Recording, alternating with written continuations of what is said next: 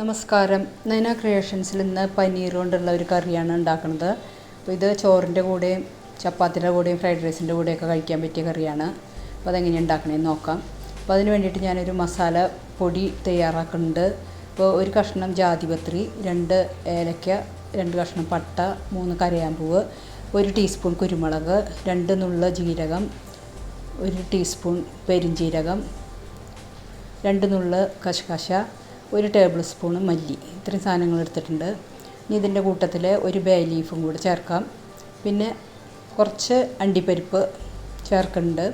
അണ്ടിപ്പരിപ്പ് ഇല്ലയെന്നുണ്ടെങ്കിൽ പൊട്ടുകടല ചേർത്താൽ മതി, അതില്ലെങ്കിൽ കപ്പലണ്ടി ചേർത്താലും മതി. ഇനി 4 വറ്റൽമുളകും കൂടെ ചേർക്കാം.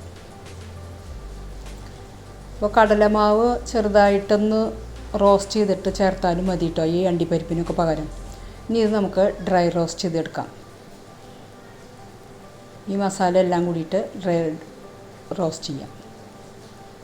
ഇത് റോസ്റ്റ് ആയിട്ടുണ്ട്. ഇനി ഇതൊന്ന് ചൂടാറി കഴിയുമ്പോൾ പൊടിച്ചെടുക്കാം. ഇനി വേണ്ടത് 200 ഗ്രാം പനീറാണ് ചേർക്കുന്നത്. ഒരു മീഡിയം സൈസ് തക്കാളി, പുളി കൂടുതൽ വേണമെന്നുണ്ടെങ്കിൽ 2 തക്കാളി ചേർക്കാം. ഞാനിപ്പോൾ ഇവിടെ 1 തക്കാളിയാണ് ചേർക്കുന്നത്. 3 മീഡിയം സൈസ് സവാള പൊടിയായിട്ട് അരിഞ്ഞതാണ്. ഇതുപോലെയുള്ള ഒരു പാത്രമുണ്ട്, ഇതിൽ വെച്ചിട്ടാണ് ഞാൻ അരിഞ്ഞെടുത്തിട്ടുള്ളത്. ഇനി ആ മസാല പൊടിച്ചതാണിത്, ഡ്രൈ റോസ്റ്റ് ചെയ്ത മസാല പൊടി. ഇനി കുറച്ച് കരിവേപ്പിൻ്റെ ഇല, പച്ചമുളക്, അതൊക്കെ വേണം. ഇനി ഇതിൽ ചേർക്കുന്നത് ഇത്തിരി കളറിനൊക്കെ വേണ്ടിയിട്ട് കാശ്മീരി മുളക് പൊടിയാണ് ചേർക്കുന്നത്, പിരിയൻ മുളക് പൊടി. അപ്പോൾ അത് കുറച്ച് എരിവേ ഉണ്ടാവുള്ളൂ. എരിവിന് വേണ്ടിയിട്ട് കുരുമുളകും വറ്റൽമുളകും ചേർത്ത കാരണം കാശ്മീരി മുളക് പൊടി ചേർത്ത ആവശ്യത്തിന് എരിവുണ്ടാവും.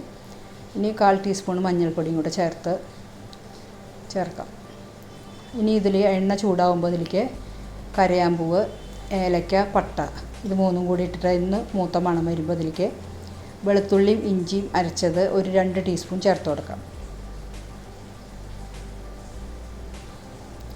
അപ്പോൾ ഇതിൽ അവസാനം ഞാൻ കസൂരി മേത്തി ചേർക്കുന്നുണ്ട്. അപ്പോൾ കസൂരി മേത്തി ഇല്ലയെന്നുണ്ടെങ്കിൽ നമ്മൾ ഇപ്പോൾ ഈ മസാല എണ്ണയിലിട്ട് ആ സമയത്ത് 2 മണി ഉലുവ ചേർത്ത് കൊടുത്താലും മതി, അല്ലെങ്കിൽ നമ്മളത് വാങ്ങുന്ന സമയത്ത് ഉലുവ പൊടി ചേർത്താലും മതി. ഇപ്പോൾ ഇത് വെളുത്തുള്ളി ഇഞ്ചി മൂത്ത മണം വന്നിട്ടുണ്ട്. ഇനി അതിലേക്ക് പൊടിയായിട്ട് അരിഞ്ഞു വെച്ചിട്ടുള്ള സവാള ചേർത്ത് കൊടുക്കാം. ഈ സവാള നന്നായിട്ട് മൊരിഞ്ഞ് കിട്ടണം. നന്നായി മൊരിഞ്ഞ് കാരമലൈസ പോലെ ആയി നല്ല മൊരിഞ്ഞ മണം വരുമ്പോൾ, എണ്ണയൊക്കെ തെളിഞ്ഞ് വരുമ്പോൾ ഇതിലേക്ക് ബാക്കി സാധനങ്ങൾ ചേർക്കാം. ഈ സവാള പെട്ടെന്ന് തന്നെ വഴന്ന് വരാൻ വേണ്ടിയിട്ട് അതിലേക്ക് കുറച്ച് ഉപ്പ് ചേർത്ത് കൊടുക്കാം. ഇനി നന്നായിട്ട് ഇളക്കിയിട്ട് ഒരു ലോ ടു മീഡിയം ഫ്ലെയിമിൽ വെച്ചിട്ട് ഒന്ന് മൂടി വെച്ച് കൊടുക്കാം. അപ്പോൾ കുറച്ച് കഴിയുമ്പോൾ ഒന്ന് തുറന്ന് നോക്കുമ്പോൾ ഒരുവിധം ആയിട്ടുണ്ട്. ഇനി ഇത് പകുതി ആയിട്ടുള്ളൂ ഇപ്പോൾ. ഇനി ഒന്നും കൂടെ നന്നായിട്ട് മൊരിഞ്ഞ് വരണം, മൊരിഞ്ഞ എണ്ണയൊക്കെ തെളിഞ്ഞ് വരണം. അതുവരെ നമ്മൾ ഈ സവാള വഴറ്റിക്കൊണ്ടിരിക്കണം. ഇത് ഇടയ്ക്കിടയ്ക്ക് മൂടി വെച്ച് ഇടയ്ക്ക് തുറന്ന് നോക്കിയിട്ട് ഇളക്കിക്കൊണ്ടിരുന്നാൽ മതി. ഇപ്പോൾ ഒരുവിധം മൂത്തു. ഇനി ഇതിലേക്ക് മുളക് പൊടിയും മഞ്ഞൾപ്പൊടി, മസാല പൊടിച്ചത് എല്ലാം ചേർത്ത് കൊടുക്കാം. ഇപ്പോൾ ഇതെൻ്റെ മരുമകളാണ് ഇളക്കിക്കൊണ്ടിരിക്കുന്നത്. ആൾ ജോലി ചെയ്തുകൊണ്ടിരിക്കുന്നതിൻ്റെ ഇടയിൽ ഗ്യാപ്പ് കിട്ടുന്ന സമയത്ത് അടുക്കളയിൽ എന്നെ സഹായിക്കാൻ വരുന്നതാണ്. അപ്പോൾ ഞാനിത് ഉണ്ടാക്കണം മണം വന്നപ്പോൾ കുറച്ച് ഗ്യാപ്പ് കിട്ടിയപ്പോൾ വന്നതാണ് എന്നെ സഹായിക്കാൻ.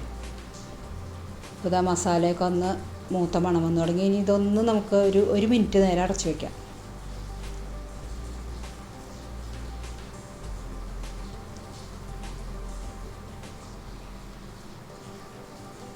അത് 1 മിനിറ്റ് കഴിഞ്ഞപ്പോൾ മസാലയൊക്കെ ഒന്ന് മൂത്ത മണം വന്നു. ഇനി ഇതിലേക്ക് തക്കാളിയും പച്ചമുളക് കരിവേപ്പിൻ്റെ ഇല ചേർത്ത് കൊടുക്കാം. ഇനി ഇതൊന്ന് ഒരു 2 മിനിറ്റ് നേരം വഴറ്റിയതിന് ശേഷം വീണ്ടും അത് അടച്ചു വയ്ക്കാം. തക്കാളിയൊക്കെ ഒന്ന് സോഫ്റ്റായി വെന്ത് വരുന്ന വരെ നമുക്ക് അടച്ചു വയ്ക്കാം. മീഡിയം ഫ്ലെയിമിൽ ഇട്ടിട്ട്, ലോ ടു മീഡിയം ഫ്ലെയിമിൽ ഇട്ടിട്ട് അടച്ചു വെച്ചാൽ മതി. നന്നായി ഇളക്കി നടുഭാഗത്തേക്ക് ഒന്ന് ഇതേപോലെ ഒന്ന് കൂട്ടി വെച്ചതിന് ശേഷം മൂടി വയ്ക്കാം.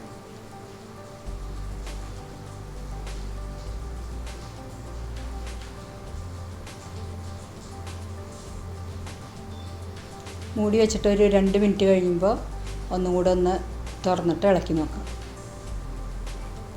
ഇനി നമുക്ക് കുറച്ച് വെള്ളം ചേർത്തിട്ട് നന്നായിട്ട് ഇളക്കി യോജിപ്പിച്ചിട്ട് വീണ്ടും അത് മൂടി വെച്ച് വേവിക്കാം.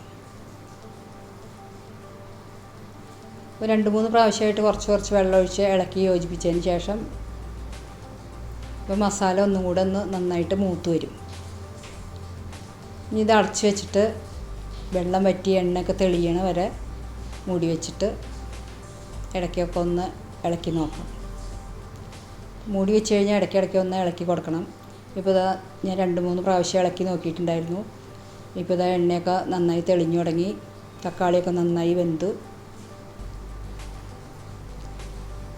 ഇനി ഇതിലേക്ക് ഗ്രേവി എത്ര വേണോ അതിനനുസരിച്ചിട്ട് വെള്ളം ചേർത്ത് കൊടുക്കാം. ഇപ്പോൾ നമുക്കിത് നല്ല ലൂസായിട്ട് തോന്നുകയാണെന്നുണ്ടെങ്കിലും നമ്മൾ സവാള നന്നായിട്ട് മൊരിഞ്ഞ് വന്നിട്ടുള്ളതുകൊണ്ട് ഈ വെള്ളം ചേർത്തിട്ട് ഇതിങ്ങനെ ലൂസായിട്ട് തോന്നുകയാണെന്നുണ്ടെങ്കിലും ഇത് നന്നായി കുറുകി വരുമ്പോൾ ഇത് നല്ലൊരു കട്ടിയായിട്ടുള്ള ഒരു ഗ്രേവി ആയിട്ട് വരും. തിളച്ച് കഴിയുമ്പോൾ തന്നെ അത് കട്ടിയായിട്ടുള്ള ഗ്രേവിയാവും. ഈ ആവശ്യത്തിനുള്ള ഉപ്പും കൂടെ ചേർത്തിട്ട് ആദ്യം നമ്മൾ ഉപ്പിട്ടിട്ടുണ്ടായിരുന്നുള്ളൂ, പോരാത്ത ഉപ്പും കൂടെ ചേർത്ത് നന്നായിട്ട് ഇളക്കി യോജിപ്പിച്ചിട്ട് 2 മിനിറ്റ് വീണ്ടും ഇത് മൂടി വയ്ക്കാം. ഇപ്പോൾ ഇതാ 2 മിനിറ്റ് കഴിഞ്ഞു, നന്നായി തിളച്ചിട്ടുണ്ട്. ഇനി ഇതിലേക്ക് എടുത്തു വെച്ചിട്ടുള്ള പനീർ ചേർത്ത് കൊടുക്കാം. അപ്പോൾ ഈ പനീർ ചേർക്കുമ്പോൾ ഇത് കൂടുതൽ സമയം ഇളക്കിക്കൊണ്ടിരിക്കരുത്. കാരണം എന്താ വെച്ചാൽ നമ്മൾ ഈ പനീർ ഫ്രൈ ചെയ്യാണ്ടാണ് നമ്മൾ പനീർ അങ്ങനെ തന്നെ ഇട്ടിട്ടാണ് ഈ കറി ഉണ്ടാക്കുന്നത്. ഇത് വേണമെന്നുണ്ടെങ്കിൽ എണ്ണയിൽ ഫ്രൈ ചെയ്തതിന് ശേഷം കറി ഉണ്ടാക്കിയാലും നല്ലതായിരിക്കും. 2 മിനിറ്റ് മൂടി വെച്ചതിന് ശേഷം അപ്പോൾ തുറന്നപ്പോൾ നന്നായിട്ട് കുറുകി വന്നിട്ടുണ്ട്. ഇപ്പോൾ ഒരുവിധം ആയിട്ടുണ്ട്. ഇനി ഇതിലേക്ക് കുറച്ച് സാധനങ്ങളും കൂടി നമുക്ക് ചേർക്കാനുണ്ട്. അപ്പോൾ ഇതിലേക്ക് കുറച്ച് കരിവേപ്പിൻ്റെ ഇല ചേർത്ത് കൊടുക്കാം. ഇപ്പോൾ വെള്ളമൊക്കെ കുറുകി പാകമായിട്ടുണ്ട്. ഇനി മല്ലിയിലയുടെ മണമുള്ള ഈ ഇല ഒന്ന് ഒരു 3-4 പീസാക്കിയിട്ട് അതും കൂടെ ചേർത്ത് കൊടുക്കാം. അതിന് ശേഷം ഇതിലേക്ക് കസൂരി മേത്തി ചേർത്ത് കൊടുക്കാം. ഇത് ഉലുവ ഇല ഉണങ്ങിയതാണ്. അത് ഒരു നുള്ള് ഇതേപോലെ അങ്ങനെ എടുത്തിട്ട് നന്നായിട്ട് ഒന്ന് ഞെരടിയതിന് ശേഷം ഈ കറിയിലേക്ക് ചേർത്ത് കൊടുക്കാം. ഇതിന് പകരം ഉലുവ വറുത്ത് പൊടിച്ചതുണ്ടെങ്കിൽ അത് ചേർത്ത് കൊടുത്താൽ മതി. ഇതിൻ്റെ മണം ഇഷ്ടമില്ലാത്തവർ ചേർക്കണമെന്നില്ല. അപ്പോൾ ഇതാ നല്ലൊരു കറി റെഡി ആയിട്ടുണ്ട്. ചോറിൻ്റെ കൂടെയും ഫ്രൈഡ് റൈസിൻ്റെ കൂടെയോ ചപ്പാത്തിൻ്റെ കൂടെയൊക്കെ കഴിക്കാൻ പറ്റിയൊരു നല്ലൊരു കറിയാണ്. അപ്പോൾ എൻ്റെ ഈ വീഡിയോ എല്ലാവർക്കും ഇഷ്ടമായി എന്ന് വിചാരിക്കുന്നു. എൻ്റെ ഈ ചാനൽ സബ്സ്ക്രൈബ് ചെയ്യാത്തവരുണ്ടെങ്കിൽ ഒന്ന് സബ്സ്ക്രൈബ് ചെയ്തോളൂ. ബെല്ലൈക്കണും ഓൾ എന്നുള്ള ഓപ്ഷനും കൂടി ഒന്ന് മറക്കാണ്ട് പ്രസ് ചെയ്യണം കേട്ടോ. അപ്പോൾ കറി ഒരുവിധം റെഡി ആയിട്ടുണ്ട്. ഇനി ഫ്ലെയിം ഓഫ് ചെയ്യാം. അതിനു മുമ്പ് ഒരു 2 നുള്ള് പഞ്ചസാര ഇതേപോലെ ഒന്ന് വിതറി കൊടുക്കാം. അതിന് ശേഷം ഫ്ലെയിം ഓഫ് ചെയ്തിട്ട് ഒരു 2-3 മിനിറ്റ് നേരം ഒന്ന് മൂടി വയ്ക്കാം. ഇപ്പോൾ 2-3 മിനിറ്റ് കഴിഞ്ഞിട്ടുണ്ട്. കണ്ടോ, നല്ല അടിപൊളി കറി റെഡി ആയിട്ടുണ്ട്. എണ്ണയൊക്കെ തെളിഞ്ഞ് പാകത്തിന് കുറുകിയ ഗ്രേവി ആയിട്ടുള്ള കറി റെഡി ആയിട്ടുണ്ട്. ഇനി ഇത് വിളമ്പണ പാത്രത്തിലേക്ക് മാറ്റാം. അപ്പോൾ ഇന്നത്തെ വീഡിയോ ഇഷ്ടപ്പെട്ടു എന്നുണ്ടെങ്കിൽ ലൈക്ക് ചെയ്യാനും ഷെയർ ചെയ്യാനും മറക്കരുത് കേട്ടോ.